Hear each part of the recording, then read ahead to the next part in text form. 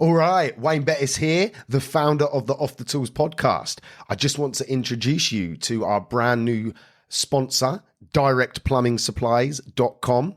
It is founded by a former tradesman who has set up his own plumbing and heating merchants. He has an online shop, which is obviously at directplumbing.supplies.com, and he delivers across the UK.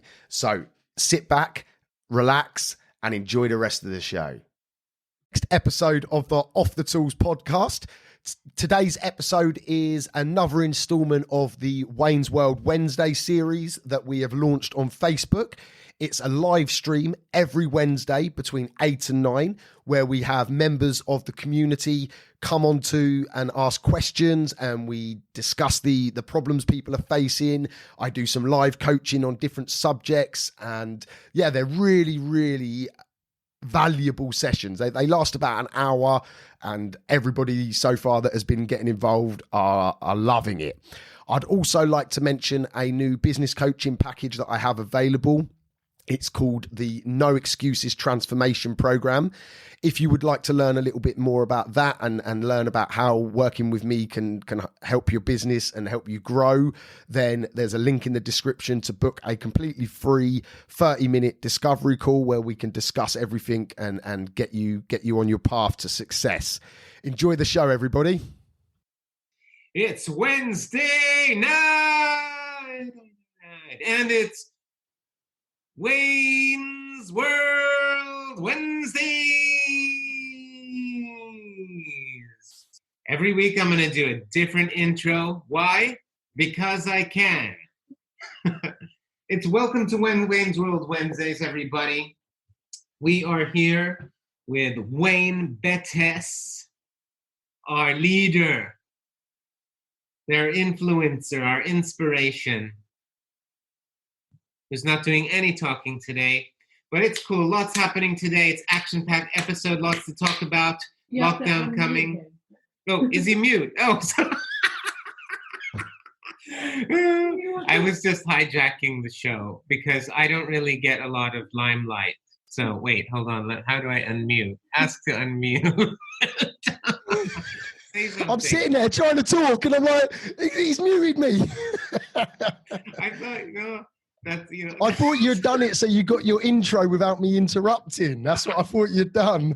No, my intro was definitely not as fun. Definitely. I felt like a boxer then, I'll tell you. I loved it. Okay, who have we got? We've got Eitan, Basil, entrepreneur extraordinaire, and musician. We're going to bring that out of the skeleton in the closet one day. We've got Aaron McLeish. Okay, welcome, Aaron. I'm gonna unmute everybody here. Actually, you guys can all mute because we're not a big group on Zoom today. People are shy or they're busy. Welcome, Aaron McLeish. How are you today? Yeah, you can unmute yourself. I'm good. Hello, Aaron. How you doing? I'm good. Yeah. Good to have you on. And it's good to see you. It's good to see you all. Yeah. Yes. Thank you very much. Okay, so listen, it's a strange time. We're going into a lockdown tomorrow. So I think that a lot of people, people have got their shit together, but maybe for all of those who do, have some questions about what's going on and things like that. This is an open question. Maybe I'll ask Wayne to just kick us off with a thought. And then Aaron, we wanted to really get your point of view from an accountancy and financial business planning perspective. So my question to start off this conversation is really, what should small businesses, trades businesses be thinking about now? Wayne, what do you have to say? So, obviously, this is the second time this year we've been here. So, the first thing I would be looking at is, what did I do in the last one? Did it work? Did it not work? Straight away, do you know? So, like, if you went really quiet and lost all your work and things were bad, then something needs to change. If vice versa, if it was quite good, do you know, and you rode it out well, just do more of what you did back then. One thing I think that everyone, regardless of what's going on, is reassure your customers. So at every opportunity, get the message out that you're working, that you're taking precautions, and that you're there for them when they need you. Because most people aren't going to want people in their house, but in our industry, the majority of us here are plumbing and heating related industries. They're going to need us, especially with I woke up this morning and there was a frost on the van. Luckily, I've got one of them heated front screens, so that was lovely. So I didn't have to get out and ice it, which was great to use for the first time. But people are going to need us. So, but what they're going to look for is reassurance. That's what people need, reassurance. So do a quick video, send an email out to your customers. If you haven't got the facility to do that, it just drop some text messages to customers that you've got jobs coming up. Just so what you don't want to do is let the snowball of cancellations and negativity start to build.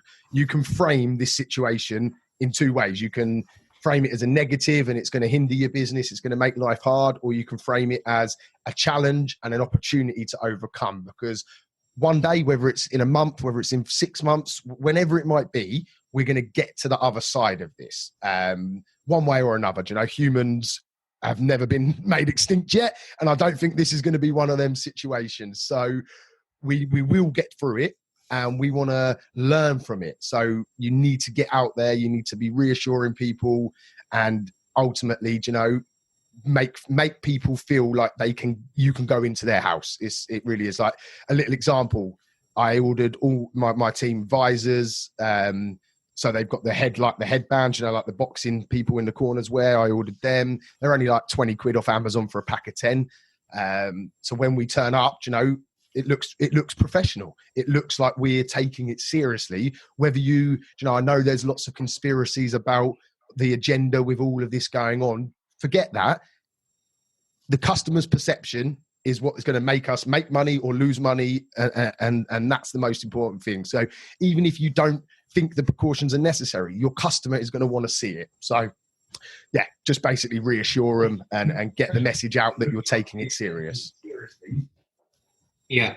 Okay. Aaron, we'd love to hear your thoughts, from a business plan from your perspective, from your human perspective. Okay. What's going on? What are you seeing out there in the industry with some of your clients? Yeah. What are people doing? First of all, it's mainly business as usual, because you are all key workers. So because of that, you are fortunate enough to go out and do your job and still get the pennies rolling. One thing which I would say, and I would highly suggest, payment up front, guys, right? If someone books you in for something, right, you get paid up front. They pay you there and then on the phone, or cash at the end of the job. I found at the start of the last lockdown is that if you had a lot of customers that owed you for a boiler, they were longing you out. They were literally logging you out for like as long as they could. So therefore, he's having to use your overdraft, your bounce back loan, and other means of finance. So don't let that happen. Yeah, just be strong and just be like, look, we're all in a sticky situation, but you are a business that has to survive as well. And the way to do that is to make sure the cash flow keeps on flowing.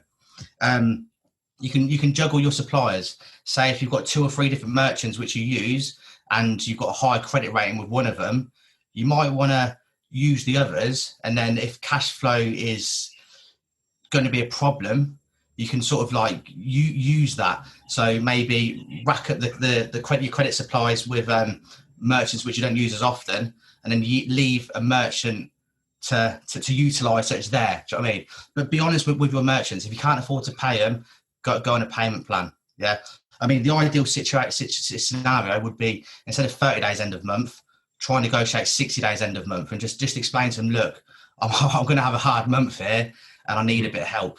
Yeah. At the end of the day, people buy from people. Merchants are people as well. If you've got a decent relationship with an account manager, get on the phone, explain to them, but reassure them that they are going to pay them.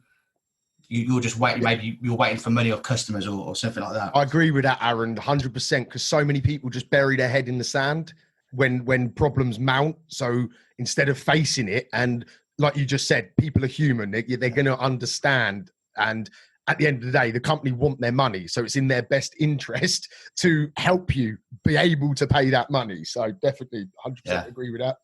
Yeah. Keep yourself busy. Keep yourself busy as well. It's only a month. We're hoping it's only a month. Yeah. So don't waste your time. Like, guys, get on your marketing, get on your systems, get on your like your quoting systems, everything. Chase up quotes which people haven't accepted them. Get on the phone. Do you know what I mean? Just let them know, look, I'm a key worker. I can come out to you and do exactly what Wayne says. Reassure people. Just reassure people. So what you just said there as well, Aaron, to be honest, has just triggered something. When we all start on our own, we go out and we do stuff, you know, we'll make jobs happen. But then once you're established and sort of you're used to that flow of work coming in, you sort of lose that sort of energy to go and get it. And at times like this, you know, that's what you need to relight that fire, relight that passion of why you started this business in the first place, and go hunting. I literally go hunting for the work. And you can do that from calling people, getting some flyers knocked up and getting them out in the local estate, you know, posting on Facebook. There's so much you can do to just go and get out there and put some energy into it and some enthusiasm. Wayne, what you're saying is that people's egos take over. Yeah. I suppose it is. They get comfortable. Oh, yeah. I'm too busy. I don't need to chase that quote, or I don't need to get back to that person. Do you know what I mean? Like, you get arrogant. Yeah. Rein it in. Literally rein it in. Yeah. We're all in survival mode. Yeah. If you don't do it, your competitor's going to do it. Yeah. And then it's taking food out of your plate. Yeah. So that'll be my advice. Interesting. Cool. That's awesome. Anybody else want to share anything? Any insights? I think Etan's having his dinner as usual. Okay. I said, Nathan, you look 10 years younger tonight. What happened? You got a haircut for sure, right? I think he's on mute. Okay, wait, hold on. No, I did. I got a haircut eventually. Nice. It looks good. Just one thing. I've been listening to a few things this evening, and I don't know whether it relates to what you were saying. But I was listening to the Arnold Schwarzenegger video conference thing he was doing, and one thing that really stood out that he said is, don't confuse movement with progress. And that's really stuck with me. We can do all the things and everything, and like has been mentioned, we're busy, can't do this. Doesn't mean we're getting anywhere, though.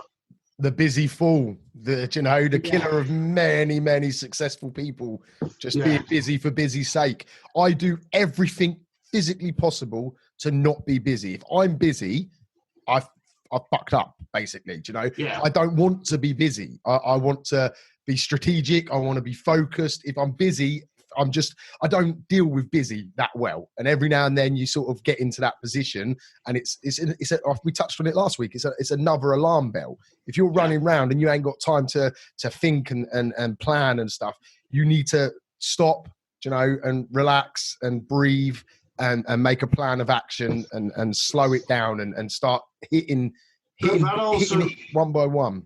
That also comes into there was a post on Facebook today that I think you'd replied to about a guy who was setting up, and you'd said, if I knew what I knew now, and I'd go, and it goes back to that thing like paper diary, you're invoicing, your job sheets, you're working it out, all electronic.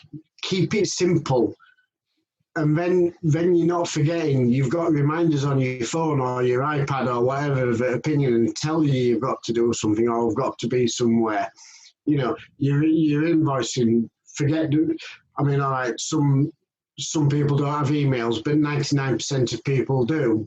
Your invoices on email. Like is being said that Aaron mentioned, kind of like before you leave that job, give them their invoice or send them their invoice. You can all do it on your tab rather than going home and then having to, remember the jobs you've done during the day. You know, every job you go to, whether you've been paid up front or whatever, right, invoice, you've got it in your email. I did 12 boiler services yesterday. Every job, after every one, email was sent. Come on tonight, check my accounts, check that, all being paid. Simples. Yep. Whereas in 2 years ago, I'd have been sat at a computer half an hour writing them all out, sending them all off, having no track of what was going on. Yeah, and it's important that you look back at that as well, so you can see your progress. Do you know what I mean? Because not everyone makes that progress. So it's good to hear that you're reflecting on that and seeing the difference, and then you can firsthand know the benefits of doing that sort of thing, can't you? Yeah. What are we drinking tonight? That looked like a nice big glass. I now have my Wednesday night with Wayne and a glass of wine. Oh, lovely. No. The bottle's It's great because actually what we're doing here is we're replacing the cinema. Okay, because we can't go out anymore. The cinemas are shut. There's nothing to do anymore. So we're providing entertainment and self-development value. To be honest, I'm often confused for The Rock, do you know? So you're getting double bubble, aren't you? So, or Vin Diesel.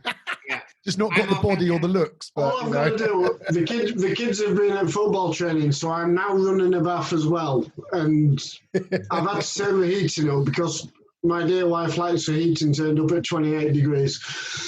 I get taken for a young George Clooney all the time. I get stopped in the street, like girls come up to me left and right. I have to say, no, I'm just Francis. You know, like, no, they're actually really surprised. Okay, next question. Okay, let's talk about positivity and happiness and in strange times. You know, this is a time when there's a lot of mixed feelings, a lot of craziness in the world. It's not easy. If it were easy, I said, people say this to me. For example, I run a business, not the same business. People say this to me. If it were easy, everyone would do it. Right? It's not fucking easy. It's fucking hard.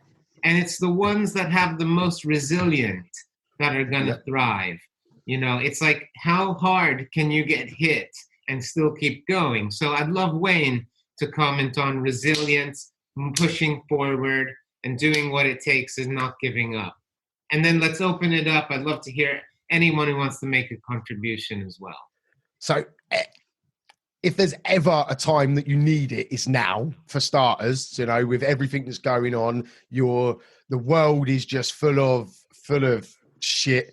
You know, you've got all the hassles over in America. You've got all the discontent with all the different things that are going on in the world with like Black Lives Matter and, you know, now with the attacks in France and stuff. So we're just getting like bombarded with constant like bad things generally. You know, it's generally the bad side of the story that we're here because it sells newspapers. It sells the news and the advertising.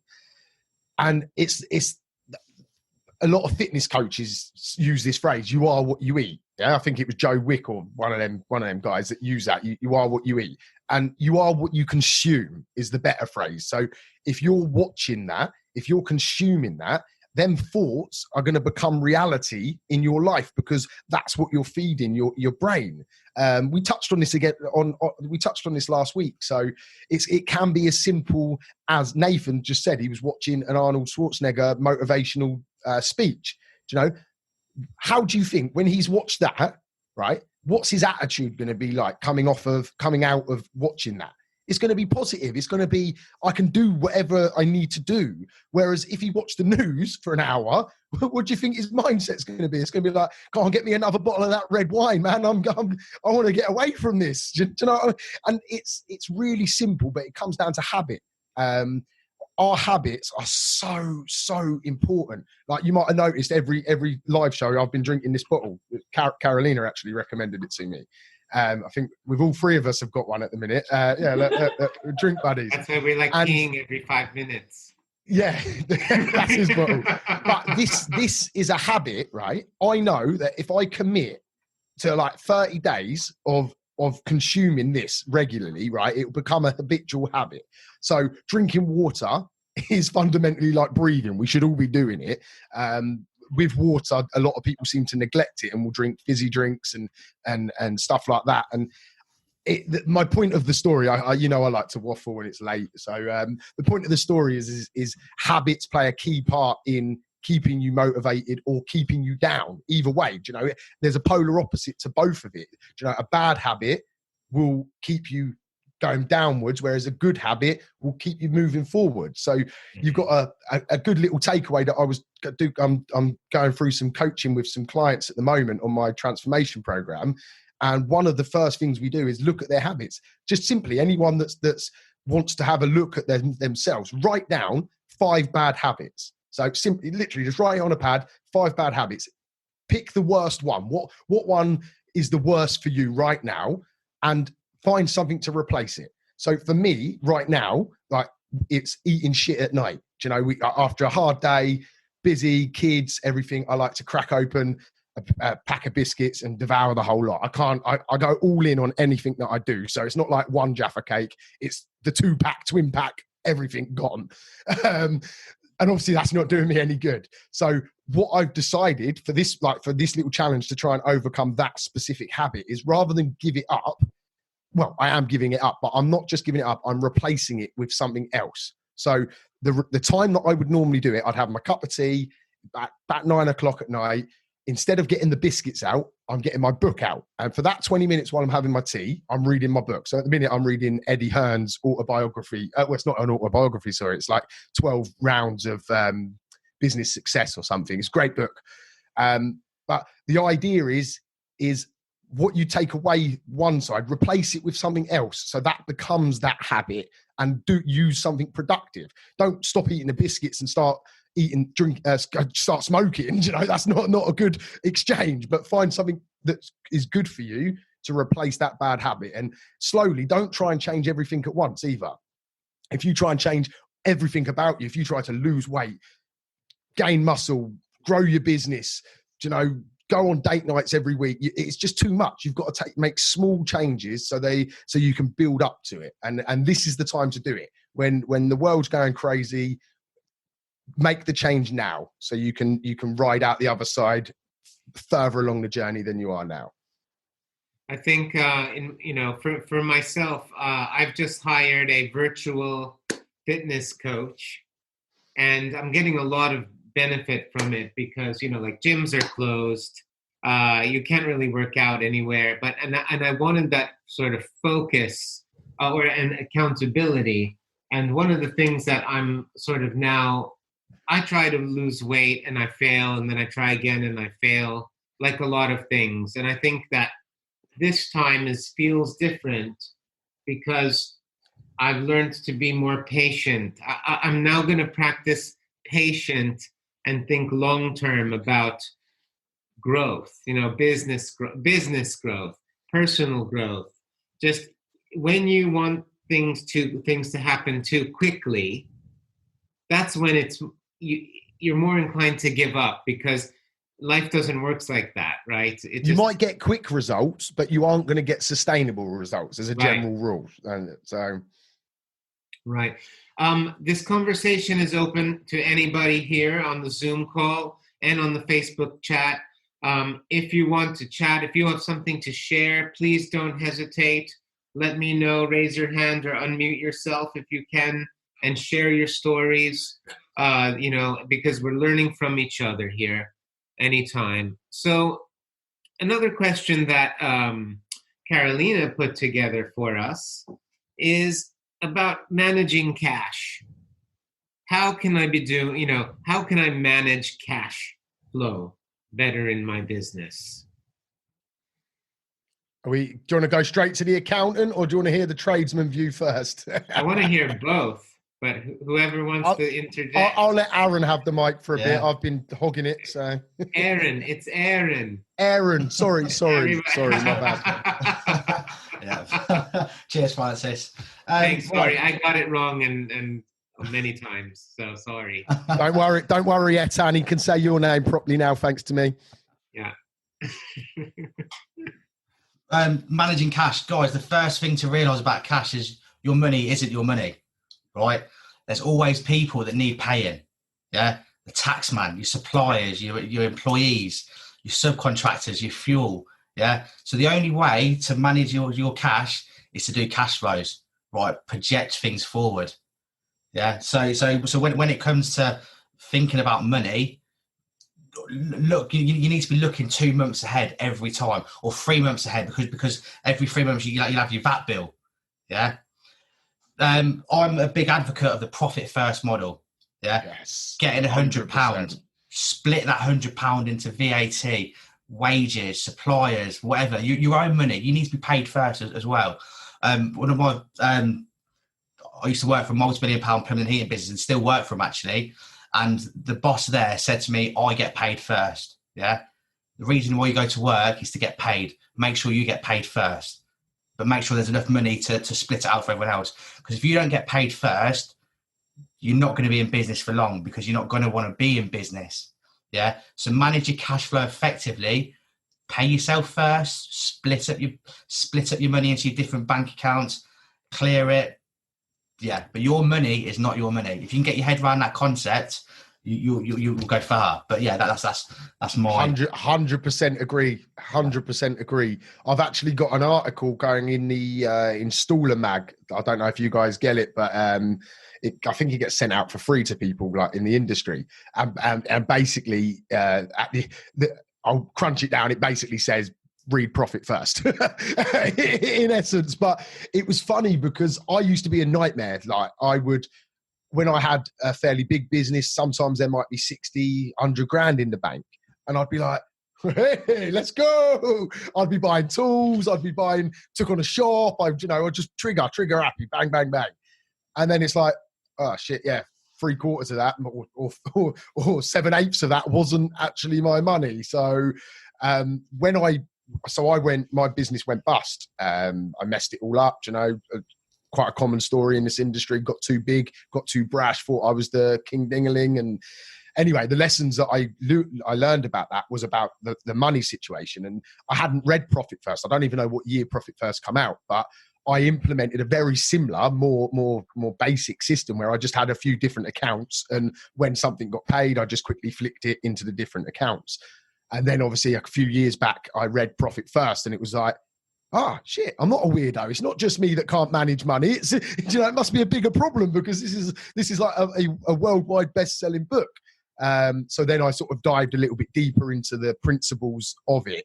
And I just think I think you should be given that book before you can freaking go self-employed. It should be a prerequisite with when you register self-employed, the book gets sent out for you to listen to, because it changes your thought process around what money is and the responsibility that you have with that money. So anyone that hasn't listened to it or read it, it's 100% worth the time and investment. It's probably about 12 quid or something. So there is also a thing that customers do not actually realise how much money it costs to run a business. Yeah, I got called out. I was going to look at jobs, and when I got a call out to a flat above a coffee shop, and this was on the Thursday night, and I think they'd been smoking drugs because she could smell it, but something had gone wrong, and the tenants had tried putting water pressure. It was an Ideal Logic. And but absolutely put so much pressure in it just by leaving it all open, but blown the pressure gauge, and it was there. And I was looking at how much I should charge him. And when I thought to myself, and originally I was going to put the pressure gauge was about 16 quid plus VAT plus my 20%, and I was going to charge him £45. For doing it, because I was there less than an hour. Then I thought to myself, actually, I'd been out the night before at 6:30. I'd then during the day when I was going on everything else I was doing, been to the merchants, picked it up. So I'd lost half an hour there and put it back. And they were complaining that it was £65 and I was only there only there 25 minutes. Yeah. And It's so infuriating, this Yeah. this situation where, like, you as a business owner, you feel like you can't charge, but basically the best recipe, I hope Aaron will probably agree with this, I'm pretty sure, is if you understand your overheads and what it actually costs you per billable hour to run your business, then you have to have confidence in your pricing, and the only way to get that is understanding what it physically costs you to run a business. So total everything up, divide it up, so you basically get a per day or per hour overhead cost. So right, that is the minimum, because you're never going to bill, if you're in an install or something like that where it's days, then you can just do it in days. But if you're jobbing, then you need to know by hour, because you can't bill 9 hours a day, or very unlikely. There's going to be travel, there's going to be part collections. You're only ever going to get a 5 hour maybe a day that you can actually bill. So you have to factor that all in. And once you know that, when you tell that customer that price, you tell them it with conviction then, because if you don't know that, it's a bit of a whim and a prayer, and you're not really sure, and you don't trust in your expertise and stuff. So you should get a handle on your overheads, whatever. But from a pricing perspective in that scenario, that is the best medicine to solve that problem, because once you have that realization, shit, that's what I should be charging for every hour that I physically can work and bill for, then you have to, because you can't go backwards, because if you charge any less, you're effectively losing money. So definitely do that. The point being, I don't think that kind of like, well, not kind of like, but a lot of people who, you go to Sainsbury's or you go to Aldi and you buy your chicken and it's everything, they don't argue the price. But everything is built into that price. So you buy your chicken for your Sunday dinner at £3.50. You don't question it, do you? When it's going. But I don't know whether there's this misconception that the public or our customers feel like if we are charging £65 an hour, or I went to diagnose a boiler fault on Sunday, and I says it's going to be £75 for me to come out on Sunday morning. It was a gas valve. And it was like, what? And I'm like, you're not necessarily, you're not, the kind of like feeling what it is, you're not paying for necessarily my time, although I've got to run the business and charge for that, but you are paying for my knowledge. Yeah. You diagnose your boiler, what's the problem with it, right? And you sort it out, and then when you've sorted it out and it hasn't worked, you ring me, who knows what we're doing, and we'll come out and have spent 25 years in the trade, and I generally have a good idea. But I don't know, the public, I think, I might be, it might be just around the South Yorkshire area where everybody's tight. but people do not understand, when you're a small business especially, not as, like I say, not when you go into the supermarket and buying your chicken, and Sainsbury's have only paid 50 pence for this chicken, but they're charging you £3.50 for it. But I spend an hour on a Sunday morning for £75, and 20 minutes later, and I've checked my gas valve on resistance. I've charged them £75 and told them I need a new gas valve. So the only thing I would do, or the only thing I could probably recommend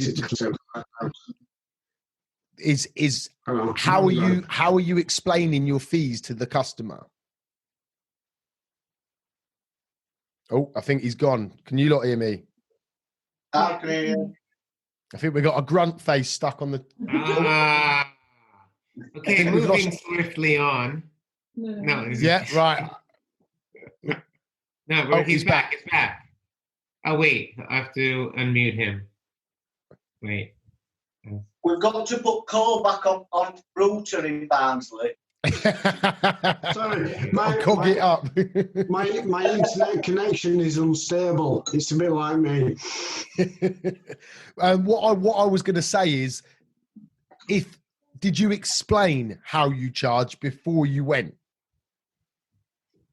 They'd spoken to me they'd text me on the Saturday, and I just said, right, I can come Sunday, but it will be £75.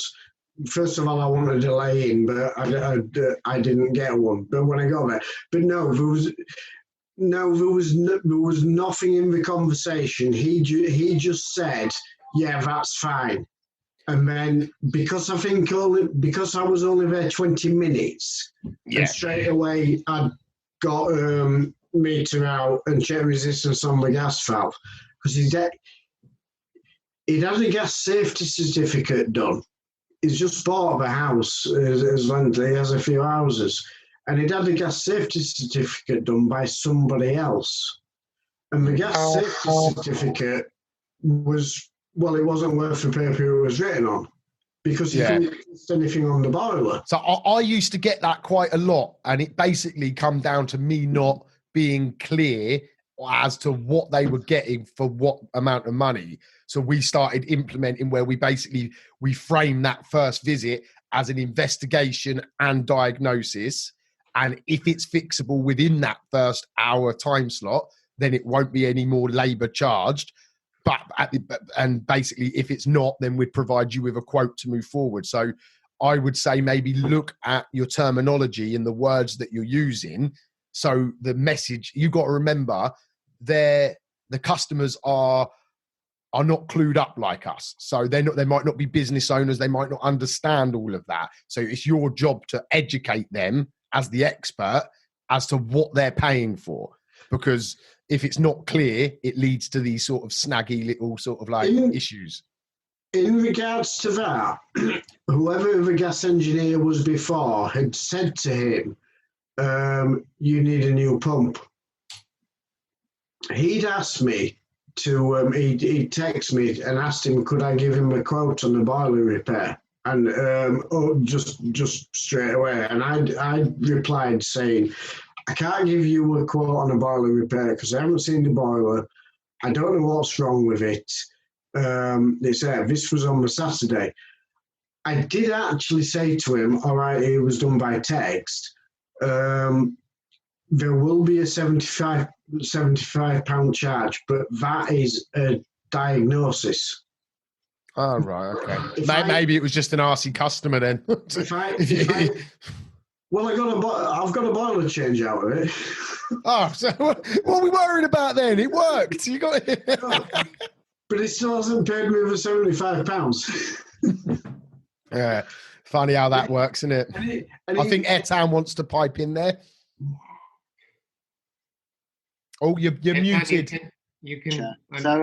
So with pricing, with rates, so we have like a spiel that we say almost like kind of without even thinking about it. When a customer calls up, we ask them, are you aware of our rates? And they always say no. And then, we do the whole, we charge sort of £70 plus VAT for the first half an hour's labour and call. And then per half an hour after that. And we say to them, and then they're like, oh my God. But at that point, it weeds out. If you tell them straight away at the beginning, it weeds out the guy that wants you to come and diagnose it for free.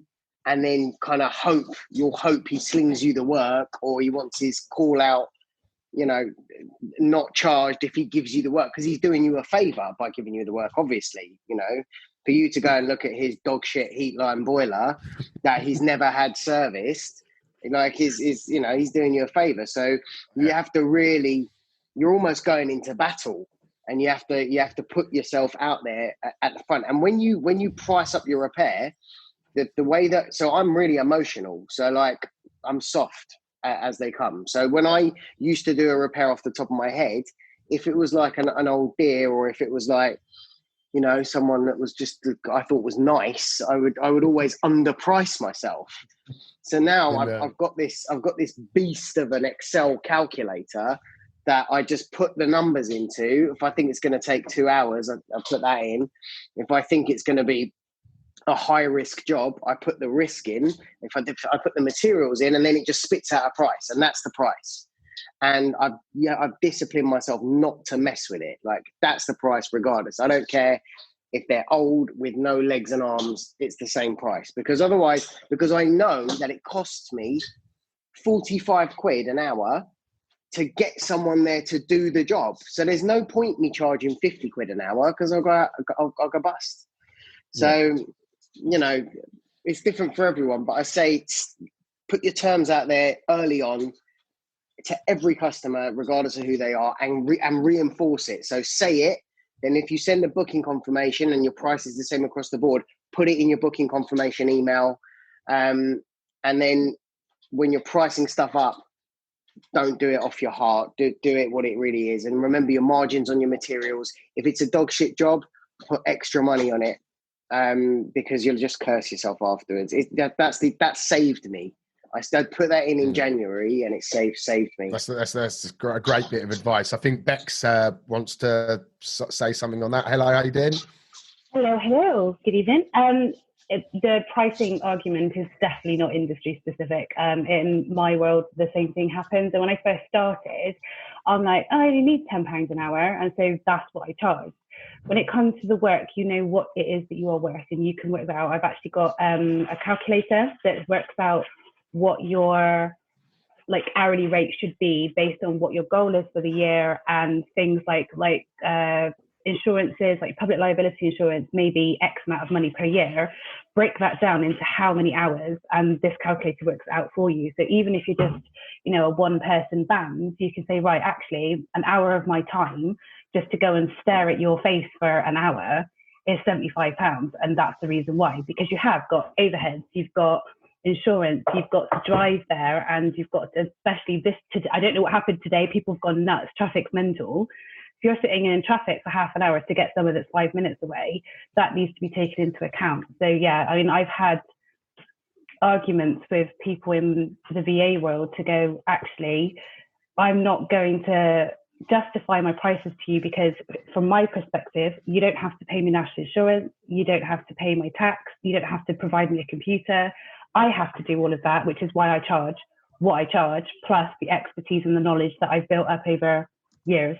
So, before we move on or carry on that, can I ask that if anyone has got any of these handy spreadsheets that they don't mind sharing, could I, obviously only if you're happy to share it with other people, Francis and Carolina have built me this great portal where my training courses and stuff are. And what I'm thinking is, if we could create, obviously we'll tag and say who it was from and everything like that, and it could give people free access to these sort of types of calculators that you're talking about, or any that you think might be worthwhile. I can get them added to the Academy site, and then people can leverage that, and it would just be a nice little touch, I think. So I think Aaron's got something to say. Oh, sorry, say that again. Can I just jump in on working out your hourly? Yes, mate, yeah. What I tend to do is I work it out over 44 5-day weeks at an average of 6 jobs a day. That way, you've got your 8 weeks if you're running a little bit behind, your holidays, your sick, bit of pension time. So rather than people working it out over the 52 weeks, it's maybe worth reining it back, so you've got that bit of playroom if times are quiet, you've got your holiday, your sick, things like that. Yeah, no, I definitely agree. Yeah. Aaron, sorry. Yeah. Guys, could I just completely say something a completely new weird concept, right? There's 3 people in this world in regards to shoppers. You've got luxury shoppers, standard shoppers, and value shoppers, right? You need to let the customer decide what they're going to pay. Yeah. So you lot all banging on about hourly rates. What if you go to a mansion, right, and someone wants the job fixing there and then, and money isn't a problem, and they will pay anything to get their swimming pool up and running there and then, to make sure their kids can have a hot bath. Yeah. By you going in there and saying it's going to be £75, you've left money on the table, because this bloke or woman might be willing to pay £200, £300 because all they want is a fix. Yeah. So that might blow your head, and it might be a completely different concept. We all come from a world from going to like getting a job, getting paid hourly rates. We're all fixated on an hourly rate. Yeah. It's not the way forward. You need to price the customer. Yeah. The only issue that I see with that, and there are ways that I'll get to it, the way I see that model working, is there's a lot of unknowns. So unless you're willing to basically create like packs, like repair fixed price, that's what it's going to cost. Like most manufacturers who are obviously big businesses offer between 250 and 350 of a fixed price repair. And they pretty much guarantee that it will be fixed on that visit because they have all the stock, they have all of the expertise to do that. Being small businesses and working for multiple different manufacturers, so one that like you could have a Baxi, you could have a Valiant, you could have a Worcester, to have the stock and the ability to offer like a guaranteed fix on the day sort of solution is quite difficult. Although I see the angle that you're going for about creating that, in reality for a small business I think it's quite difficult personally. Follow the money. I'd like to hear you back on that. Follow the money. Yeah, don't be a busy fool. If you're going out there doing 5 jobs but people are hounding you for a cheap price, but then you've got a luxury shopper who's more than happy to spend £500 on that one job. Like, I know it's easy for me to say this from an office point of view, do you know what I mean? But just follow the money. Follow the money. So I totally get that on a job that can be quoted. A repair, like a leaky pipe, right? Can't really be quoted because it could be 6 hours work to evacuate under a bath and take out floor, or it could be a one night nut tighten up that took you 2 minutes. So it's very difficult from a repair aspect. From an installation, 100%. You know, you offer different tiers of packaged prices. But I have a question for Aaron. I have a question for you. So, in the spirit of following the money, how does it work? What would you advise? You know, if you're serving certain areas of the UK, and you know you're serving a demographic of a certain income bracket, you know, affluent areas versus less affluent areas where the going rate for certain services is what it is. How is it that, you know, how do you follow the money? Yeah. Like, how do you do it? I mean, guys. I understand the principle, but in practice... Right. It comes down to look in the mirror, right? People buy from people. You need to market towards people you want to work with. Yeah. So if you want to go for the high-end jobs, people's swimming pools, 10 bedrooms, right? You need to market to those type of ideal clients. It all comes down to the ideal clients and the way you market your business. If you market your business as someone who can come to your property within 2 hours or that morning or that afternoon, that day, that's a different marketing angle to someone who's saying that they can fix a tap or fix a leak. So it's all about that, how you position yourself. Yeah, that's a super interesting point there. Because I think that there is also arguably a limiting belief, maybe, as to I can't position myself in that way. You know what I mean? Because of my background or my people or my geography, and therefore positioning myself for more affluent customers is impossible. I met a plumbing and heating owner of a business in London recently. And his business model was the super rich of London, like super rich, multi-million pound, multi-story mansions in Mayfair. Okay. And he doesn't get paid per job. He gets a monthly retained service fee. Okay. And he has the keys. He holds the keys to all of his clients' flat. And they have storage areas with all of the spare parts in their flat. Okay. Yep. So he makes sure that everything is itemized, and when they need flats, he goes and gets them. And when they're traveling or in Dubai or LA or whatnot, they're out and there's a problem, he just goes and he serves that, fixes the problem right then and there. And I talked to him about it, and that was just like his business model. He decided that he was going to go for that client base, and he just positioned it, went there and sold it, and that's his business. Doesn't work with anyone else. And so it goes to be shown, not everyone wants to or has to do that, but I think there is an element of positioning that is really important in your marketing. It's like, who are you going to work with, and what does it say? What is your message to these people? In terms of the product and your pricing and the offering, and going out in a concerted way and getting those people. I'm not saying it's easy, but I'm saying it's possible with a strategy and a plan, arguably. You're talking about pumpkin planning, aren't you, Francis? Basically, you're talking about pumpkin planning. Your business is what planning. Is what you're talking about. Wayne, what is? Have you not read that book? No, I've not. Wayne, will you tell them about pumpkin planning? So it's from the same guy that did Profit First, Motorbike Mike. And yeah, it's in essence what I did with my business. Again, I did it before reading it, and it would have been so much easier. So it's another book to go and read. But it's about, if you try to look after all of the pumpkins, you're not going to end up with a nice big prize winning pumpkin. You've got to focus your attention on what you want, and work on that and hone everything around creating that prize pumpkin. Yeah. Yeah. Can I just say, going on back to kind of like high-end customers, and again, it might be a Yorkshire thing that I don't know, but generally you'll find around our area that the working class are the people who will pay you the best.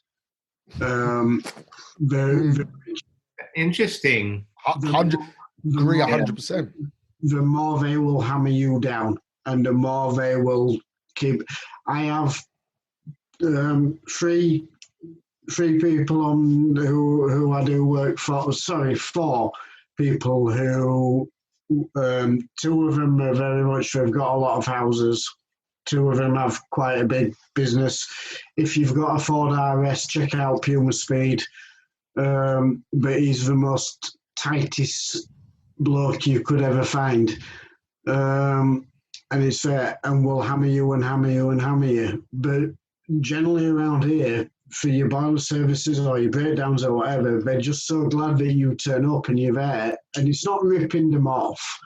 And it's not about, they're worth 10 million, so I'm going to charge him another £100 more. I don't believe in that. I genuinely believe in charge what you are worth. But the working class people generally will be the best payers. They're by far my favourite customer.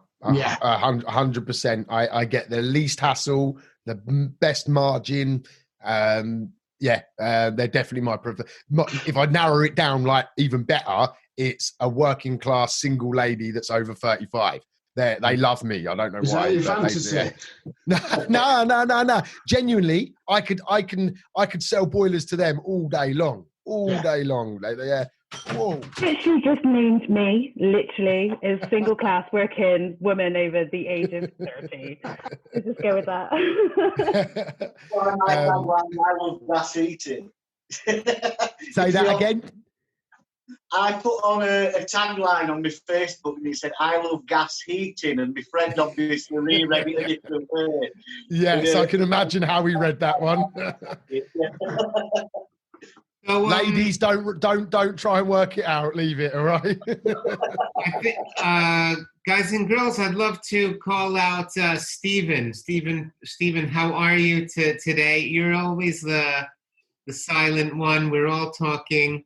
Love to hear what you're up to. What's a challenge? We got the brightest and the best minds on this call. So we're here to hear your story. Tell us what you got going on. Yeah, I've recently set up self-employed about 4 months ago, and I've struggled with the pricing issue, partly not valuing myself, and then I think Guy mentioned earlier about being quite the emotional side of it, buckling to people, how much am I due you? And you thought, just give me 20, 30 pounds, that'll cover it. And then you leave the house and you question why you did it. But I did a ensuite for somebody, and I know the guy, and I kind of buckled with the price. So I thought if we agreed an estimated time and just stuck to an hourly rate that was fair, it would work for him and work for me. So I spent 3 days doing this job, and then I was cleaning the shower tray ready to silicone it up, and I noticed that the tray was cracked from corner to corner. I was close to being a grown man trying. I couldn't believe it. So Friday I had to rip everything back out, and on the spot I learned the hardest lesson that I'll probably learn in business, that hourly rates just don't work. So yeah, I'm really enjoying tonight because that experience just totally exposed me. So the 3 days I invested in his house, I'm now probably going to have to spend another 3 days to rectify it and get it back to normal, which will be unpaid work. So do any of you guys have sort of advice on factoring in profit margins and things like that to help kind of, help you when these moments arise, stuff like that? I think Etan wanted to jump through the camera to answer that one. Wow. Go on, Etan, jump in, mate. Sorry, Wayne. I'm just excited. Mate, I've got the title. That's good enough for me. I'll just sit back and relax. It's Wayne's World Wednesday. You look crack on. Mate, the margin is the most important thing. Like, honestly, and your margin. So firstly, you should read profit first, and you should have a bank account called profit. All right, that's the first thing you need to do. You need to make sure that one of your accounts is called profit, and you need to account it into your pricing. And there's lots of people do it in different ways, but how I calculate profit is the way that my old man taught me, my father-in-law, who is a very big wig at Dextera, which is a facility management company. And he taught me how they calculate their profit, and they base it on the risk of the job. So for me, a bathroom is a very risky job because everything will go wrong. Tyler won't turn up because we all know Tyler's never turn up. The silicone will go wrong. Like you said, the tray gets cracked. It's a very high risk job. So I would probably apply at least. It's different for me because we have so many jobs. So my profit margin runs from 2% to 6%. But if it's just you, I would go from all the way up to 20% profit margin on the top, based on the risk. And then when you get paid, you take that profit out of your payment and you chuck it into an account that you don't have access to. Take it away. Take it out of the equation. It doesn't exist. Leave it, and every month or every week, transfer that profit away. And at the end of the tax year, you bring it back in, and that's what you've made. Okay. That's what I would do. Yeah, that's great. Thanks. Yeah, I pretty much echo that. Your margins, obviously, everyone's different, depends on exactly what you're doing and things like that. So you just need to spend a little bit of time and try and work out, like, if you added like 5%, that wouldn't be enough for one man. Do you know what I mean? Whereas Etan has a big team, so 5% of a big pool of jobs is a lot more money. So just spend a bit of time calculating roughly what you reckon your turnover, what you want to earn each day as like a wage, and then what you want to actually make as like a profit, and then that should help you identify your percentage. I think Bex wants to put something in as well. I was just going to say, the profit part is a really good idea. And what's even better is that come corporate, if you're like self-employed and you've got your tax bill, please don't do it in January. I love everybody, but please don't leave it to the last minute. But it means then that come January time, when you've got to pay your tax, come corporation tax time, the money's there to pay, as opposed to working from the zero balance and not accounting to put in that whatever percentage profit away, that's when you could then get stung, because it's like, well, now I owe X amount of money in tax and I've got no money to pay for it because I've already spent it. So it's good to put it into that pot and put it away so that you can just chuck it out at the tax man and make him go away. Stephen, how did you price for job to start with? Was it it's going to take me 5 days and this is the materials and I'll put 20% on? Yeah, kind of. I mean, I was a bit more relaxed because it was for a mate. That's probably the worst business thing ever, isn't it? Yeah. But yeah, kind of just discussed what we thought time factor would be. But then that obviously got massively exposed when the shower tray cracked. But yeah, so based on that, mate. It's kind of like going back to that profit is not a dirty word. I just was pricing up what's going to be a bathroom tonight, and kind of like when it came out with tiling and adhesive and everything, it came at I think it came at 3,200, and it was there, and I've whacked 50% on that. Going on, because I know you get to know what the customers is like, and they've accepted the job. Now I might be overpricing on that, but it was going. But that's like we say, bathrooms is one of the worst things. But I'm covered, and if they said no, I'm not accepting that, it was like, right, I'm not bothered. I'm not bothered about it.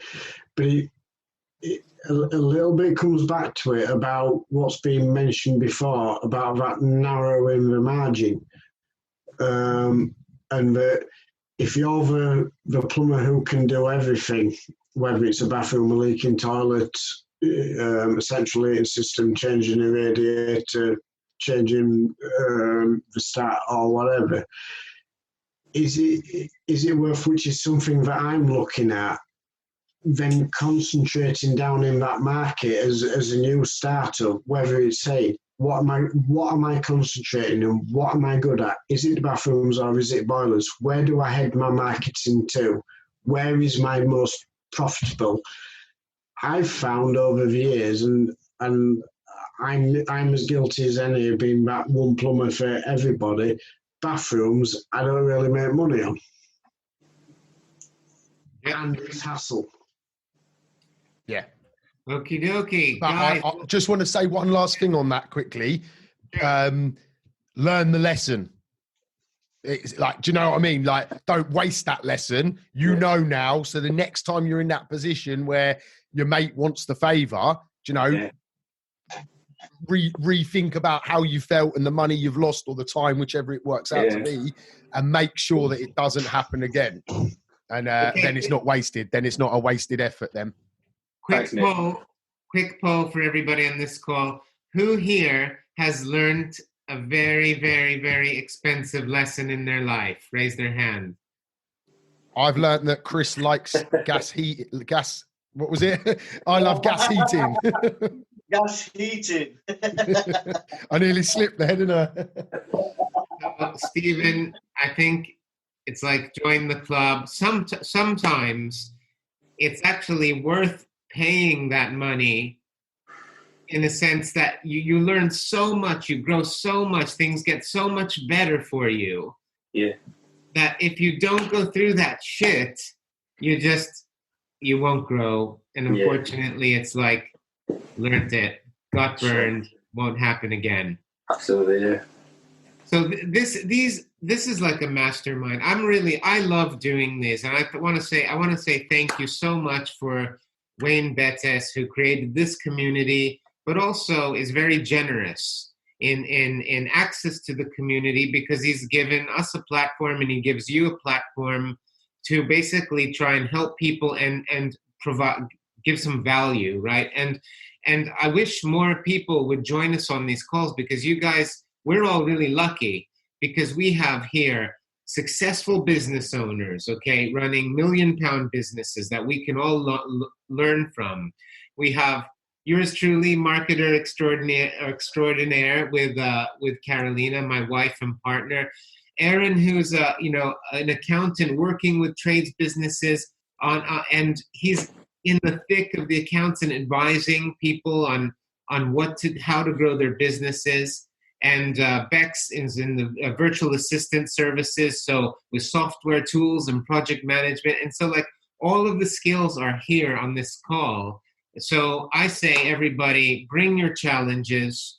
Tell your friends or tell people in the group also to come in, bring their challenges, because you don't get this type of value very easily for free around here. And this is what we're doing every Wednesday on Wayne's World Wednesdays. And Wayne, you get the outro. Right. I want to challenge anyone that's still listening, that's still on. Best contributor over the next month will get to join the Hat Club. All right. So in the Off the Tools group, I want to see posts. I want to see comments. I want to see help. I want to see tips. And I'm going to be the sole arbiter of who I decide to give it to. And then you can join the Hat Club. You have to earn them, though.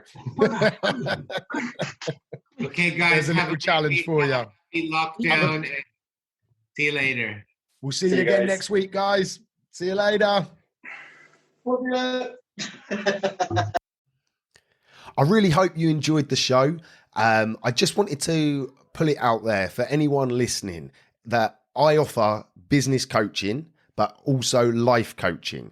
My life is centered around something called the 3 Bs, which stands for body, business, and balance. When you work with me as a coach, we tackle all 3 aspects of life. So you as an individual, body, mindset, health, fitness, knowledge, education. Business B obviously stands for your business, improving, maximizing opportunities, elevating, making more money. And balance stands for your friends, family, loved ones, making time for everything in your life. And the 3 Bs is the core element to that. If you'd like to learn more, I would ask you to reach out to me on Facebook, Instagram, TikTok, wherever you might be consuming my information. Or you can email me directly at wayne@offthetools.co.uk. I'm here waiting to assist you to elevate across all aspects of life. Have a good one. No excuses. Let's go.